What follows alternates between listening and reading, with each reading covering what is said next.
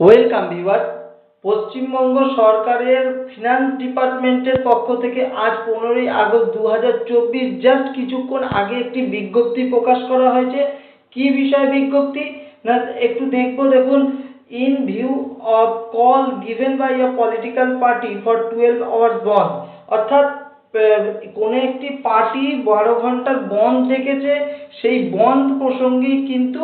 এই বিজ্ঞপ্তি প্রকাশ করা হয়েছে। কবে না সেই বন্ধ না অন দ্য 16 আগস্ট 2024 ফ্রাইডে, অর্থাৎ আগামীকাল 16ই আগস্ট 2024 যে কোনো একটি পলিটিক্যাল পার্টি বন্ধ রেখেছে, সেই বন্ধের পরিপ্রেক্ষিতে কিন্তু এই memorandum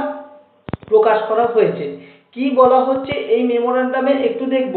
it has been decided that all state government offices including those provided with grants in aid by the state government shall remain open, অর্থাৎ পশ্চিমবঙ্গ সরকারের সমস্ত অফিস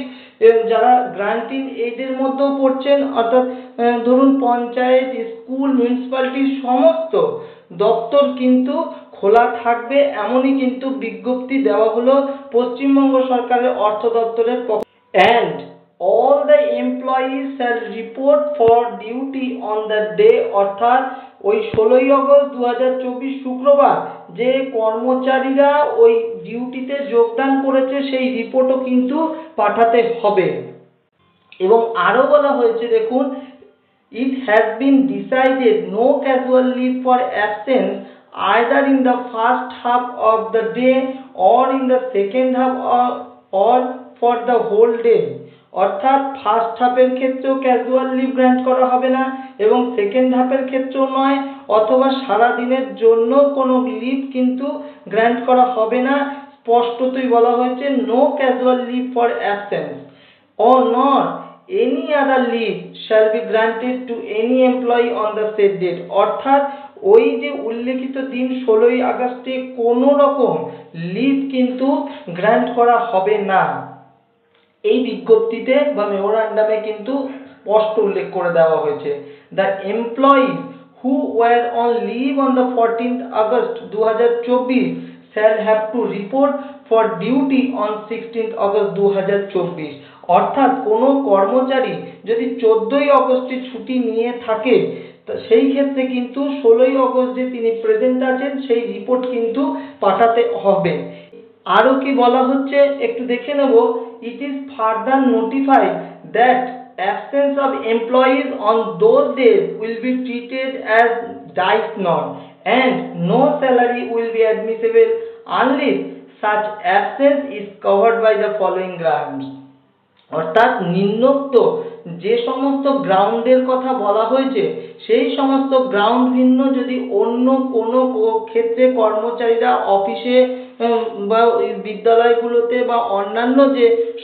রাজ্য সরকারের যে সমস্ত দপ্তর আছে সেখানে যদি কর্মচারীরা উপস্থিত না হন সেই ক্ষেত্রে কিন্তু তাকে ডাইস নন হিসেবে ট্রিট করা হবে। এবং কোন কোন ক্ষেত্রে সেই ছুটিগুলোকে গ্র্যান্ট করা হবে না হসপিটালাইজেশন অফ দ্য এমপ্লয়িজ, অর্থাৎ কোনো কর্মচারী যদি হসপিটালাইজড অবস্থা হয় সেই ক্ষেত্রে, বেরেভারেন্ট ইন দ্য ফ্যামিলি, অর্থাৎ পরিবারের পরিচিত কেউ যদি গত হন সেই ক্ষেত্রে, ever illness and absence continuing prior to 14th August 2024, যদি কোনো শারীরিক অসুস্থতা থেকে থাকে অথবা 14ই আগস্ট থেকে তার ছুটি আগে থেকে মঞ্জুর করা আছে সেই ক্ষেত্রে,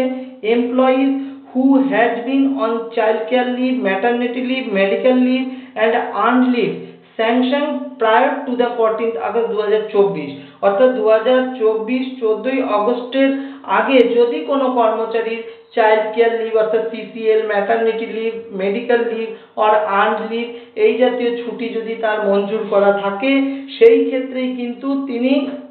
সেই ছুটির সুযোগ বা আয়তায় পাবেন, তাকে ডাইস নন হিসেবে গ্র্যান্ট করা হবে না। এবং যদি কোনো কর্মচারী 16ই আগস্ট শুক্রবার অফিসে উপস্থিত হতে না পারেন সেই ক্ষেত্রে কিন্তু সেই অফিসের হেড বা কন্ট্রোলিং যে অথরিটি আছেন সেই অথরিটি কিন্তু সেই ব্যক্তির বিরুদ্ধে শো কজ নোটিশ কিন্তু জারি করবে, এমনই কিন্তু বলা হয়েছে। এবং সেই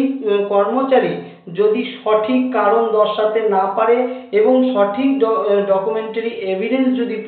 প্রডিউস করতে না পারে সেই ক্ষেত্রে কিন্তু তাকে ডাইজ নন হিসেবে ট্রিট করা হবে এবং no salary will be admissible for the above mention day. ওই 16ই আগস্টের জন্য তার কিন্তু স্যালারি তার জন্য গ্র্যান্ট হবে না, এরকম কিন্তু স্পষ্ট এই মেমোরেন্ডামে বলে দেওয়া হয়েছে।